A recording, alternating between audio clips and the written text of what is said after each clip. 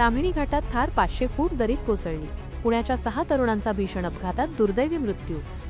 माणगाव कोकणात पर्यटनासाठी निघालेल्या पुण्याच्या तरुणांवर काळाने घाला घातला असून माणगाव मार्गावरील ताम्हिणी घाटात वळणावर चालकाचे नियंत्रण सुटून थार गाडी 500 फूट खोल दरीत कोसळली आहे। या भीषण अपघातात 6 तरुणांचा जागीच मृत्यू झाला आहे।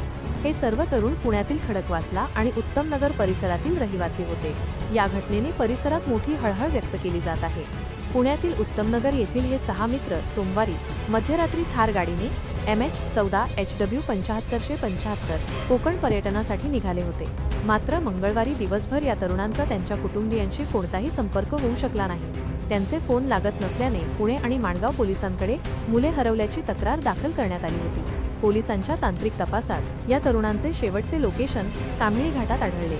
त्यानंतर बुधवारी सकाळी 7 वाजल्यापासून ड्रोन कॅमेऱ्यांच्या सहाय्याने शोध घेण्यास सुरुवात झाली असता घाटातील संरक्षक कठडा तुटल्याचे आणि गाडी दरीत कोसळल्याचे निदर्शनास आले। घटनेची माहिती मिळताच Mangaon police, SVRSS, Shelar Mama rescue team आणि RESQ रेस्क्यू पथकाने घटनास्थळी धाव घेतली। दरीची खोली जास्त असल्याने रेस्क्यू पथकाने रोपच्या सहाय्याने खाली उतरून शोधकार्य सुरू केले। गाडीचा अक्षरशः चक्काचूर झाला होता। पथकाने अथक प्रयत्नांनंतर तरुणांचे मृतदेह बाहेर काढले।